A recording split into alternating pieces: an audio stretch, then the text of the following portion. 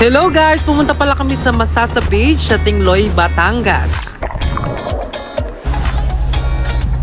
Alam, may starfish!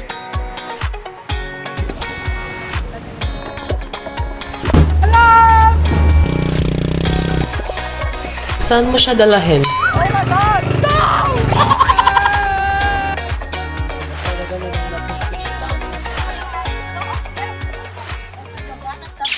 So, story time guys. Umalis pala kami sa Parañaque mga 11 a.m.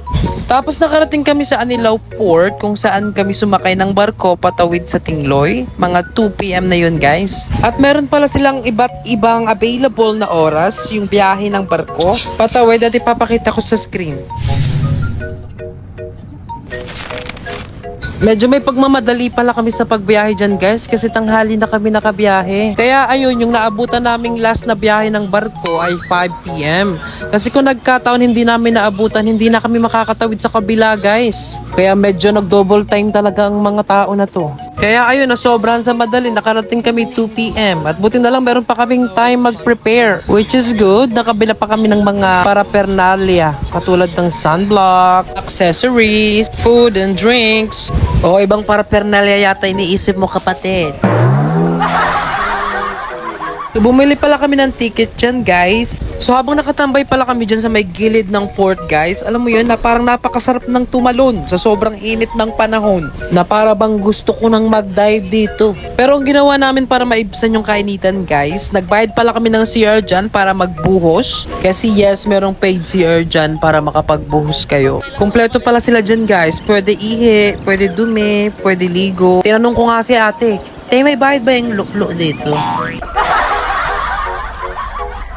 So makikita nyo guys, paakyat na pala kami sa barko. Medyo madami kami dyan guys, patawid. At buti na lang hindi punong-puno yung barko. Dahil kung nagkataon, napakainit niyan guys. So doon pala kami pumwesto sa taas guys. At napakaluwag sa taas, wala masyadong nakapwesto doon. So sobrang luwag, pwede ka nang tumambling. Charas. Isa rin pala sa dahilan guys kaya kami pumwesto dyan sa taas para makita namin yung view ng paligid habang umaandar yung barko. In fact, ang dami naming magagandang picture at mga videos dyan. Makikita nyo mamaya. So yung bahay pala namin patawid guys ay tumagal ng 45 minutes, which is understandable kasi may kalayuan naman talaga ang Tingloy sa Anilao Port. So ang bayad pala namin sa barko guys per person is 210. At pagdating nyo sa Tingloy ay meron kayong babayaran environmental fee, which is 50 pesos lang naman. Pagdating nyo sa Tingloy guys, merong tutulong sa inyo mag-book ng tricycle papunta doon at doon nyo na rin babayaran yung environmental fee. So naghanap pala kami ng transient na matitirhan namin dyan guys on that day lang din. So nag-search lang kami sa Facebook, sa mga Facebook group at nakausap namin yung isang agent ni Ate Anchi, which is may-ari ng transient na nakuha namin. Papakita ko dito sa screen guys para i-chat nyo rin siya kung sakaling pupunta rin kayo dyan. So kung mapapansin nyo guys, nililibot namin yung barko at buti na lang pwedeng libutin yung barko na yan habang umaandar at hindi kami pinapagalitan. Kaya na-enjoy talaga namin yung view dyan guys. So pagdating pala namin sa Tingloy guys, nagbayad agad kami ng environmental fee at pumila kami sa mga tricycle na babiyahe patungo doon sa mga transient homes namin.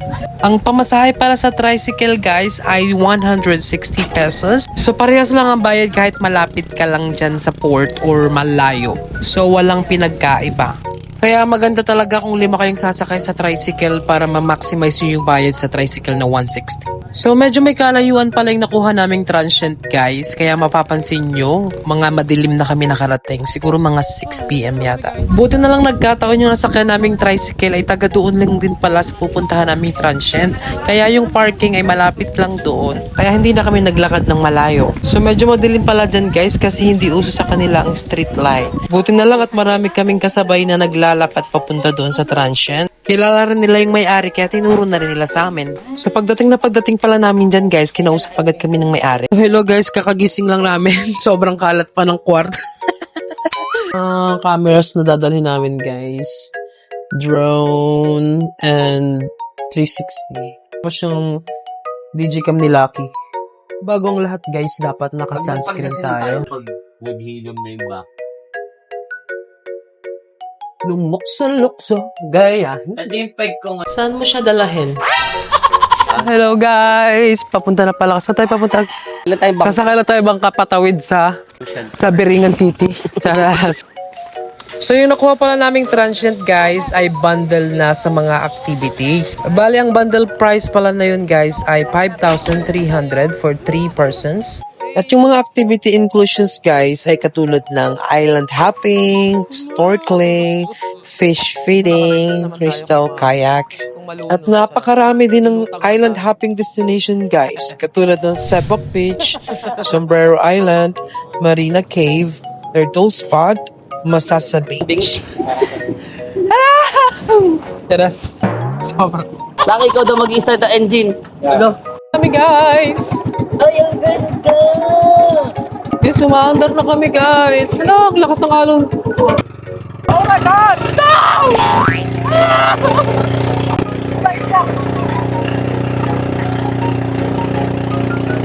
So makikita nyo guys sa video yung bawat destination na pinuntahan namin dyan. Ipapakita ko sa inyo isa-isa.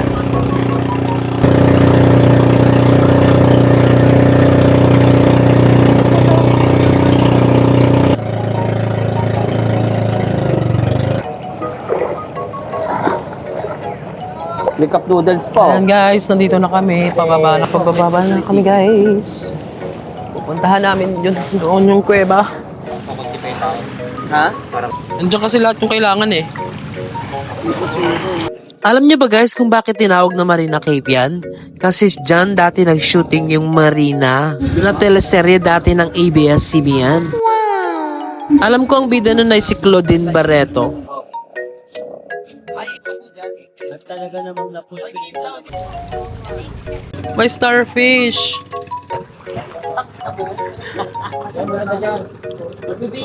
Alam, may starfish.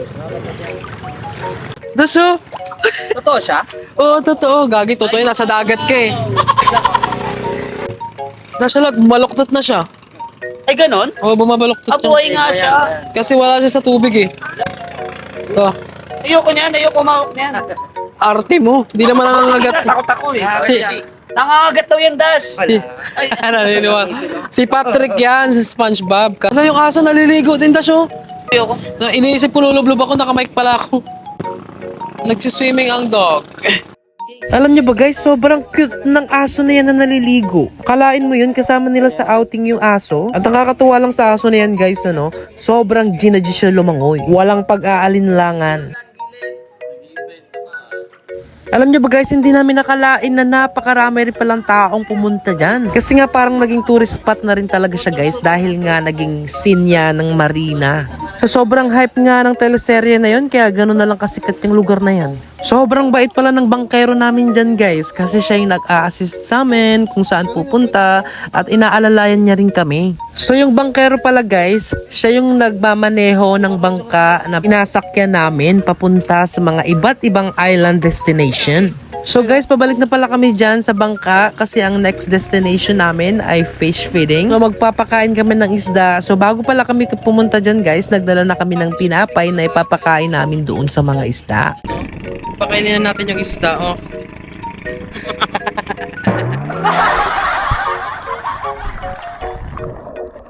Guys, sobrang napakalinaw pala ng tubig dyan guys. As in, kitang-kita mo yung mga coral sa ilalim. Ganun siya kalinaw guys. Kumbaga, crystal clear sa sobrang linaw. So habang nasa tubig pala kami guys, nagtanggal ako ng vest dyan kasi para mas makalubog ako sa pinakailalim. At nagpaalam naman ako sa bangkero namin. Sinigurado niya lang na talagang lumalangoy ako kasi baka malunod, may penalty at suspension yun sa kanila. At baka ikaw wala rin ng lisensya niya yun. Ang galing nga eh. Diyan ko lang din natuklasan na meron din pala silang lisensya. Alam mo yun, parang katulad sa LTO, kailangan mo ng lisensya para makapagmaneho ka. At masasabi nyo rin talagang mabait si kuya. Alam nyo ba guys, kasi nahulog yung isang goggles doon sa may pinakailalim ng tubig. Kasi paghagis ko ng goggles doon sa isa kong kasama, hindi niya nasalo. Kaya ang ending, lumubog hanggang ilalim yung goggles. So ayun, sinisid ni kuya hanggang ilalim.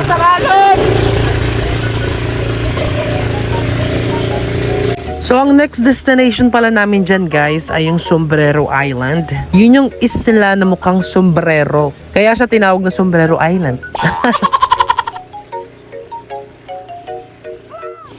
Parang hindi naman mukhang sombrero. Charaz. Baka nayuping sombrero pwede pa. Charaz. Hindi, eme lang. Ang ganda ng scene na yan, guys. So, yung nasa ibabaw ko ng bato, alam mo yun, para akong propeta, yung maghahatid ako ng magandang balita. Charay. So, saglit lang din pala kami dyan, guys, kasi nagpicture lang kami at kumuha lang ng magandang videos. Pero kung mapapansin nyo, guys, napakarami din talagang tao dyan. Kasi yung araw pala na yan, guys, ay holiday. So, wala talagang pasok yung mga tao. Alam nyo ba, guys, yung bato na yun na inaapakan ko, napakataas niyan. Para akong nasa second floor ng bahay. Mga ganun. Kung pwede nga lang akatin yung bundok na yan, siguro inakit na namin yan kasi napakaganda ng rock formations. Sobrang uwi. So, ang next pala namin ginawa dyan, guys, ay nag-snorkeling kami habang umaandar yung barko. Nakakapit kami sa tali ng barko. Ay, anong barko? Bangka lang yan. Ang dahilan pala kaya kami hinihila ng bangka dyan, guys, ay para makita namin yung mga pawikan sa ilalim. Alam nyo ba, guys, sobrang na-amaze ako sa pawikan dyan, guys. First time ko kasi makakita. Ang laki ng pawikan, yun yung first na pawikan na nakita ko. Tapos yung pangalawa, napakalayo niya na. Pero at least, sa tanang buhay ko, nakakita na rin ng pawikan. Sa personal. Siguro next, hahawakan naman ng pawikan. Ay!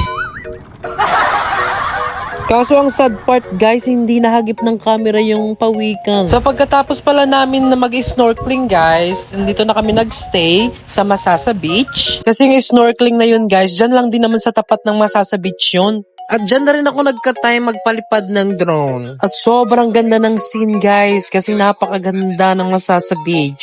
At kung mapapansin nyo, blue na blue yung dagat. Parang mama mo blue. Charaz. Alam nyo ba, guys, meron akong gustong i-share sa inyo. Alam nyo ba ang Masasa Beach ay pugad ng mga pawikan? Diyan sila nangingitlog. At kwento nga sa amin nung may-ari ng transient, guys, meron daw nakakita ng mga pawikan dyan, guys. Ibig sabihin na pisa na yung itlog kasi pawikan na siya na maliliit. Doon daw sila nakita sa mga dahon ng niyog. Pagbuklat daw nung dahon ng niyog, guys, nandun yung mga maliliit na pawikan, ang cute daw. Tapos ayun, dinala na nila sa tubig para makalangoy na at lumaki pa yung mga pawikan.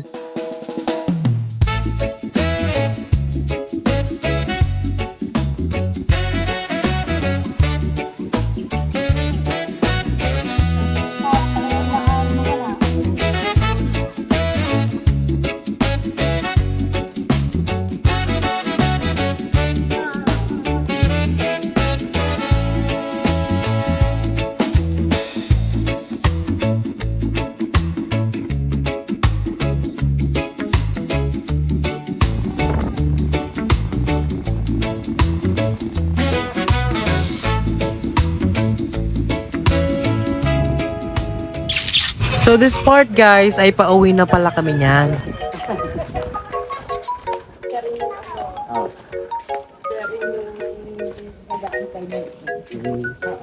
Dumaan sa kanina eh. Tapos tinanong niya kung a-out na daw kayo. Sabi ko, galak na kayo. Naghintay na siya, sa ganun po? Sakto. Thank you po. Thank you. Sana nag-enjoy kayo. Salamat po sa sobrang accommodating po. Thank you. Salamat. Hindi na kayo nakaluto ng raw. Bye po. Salamat.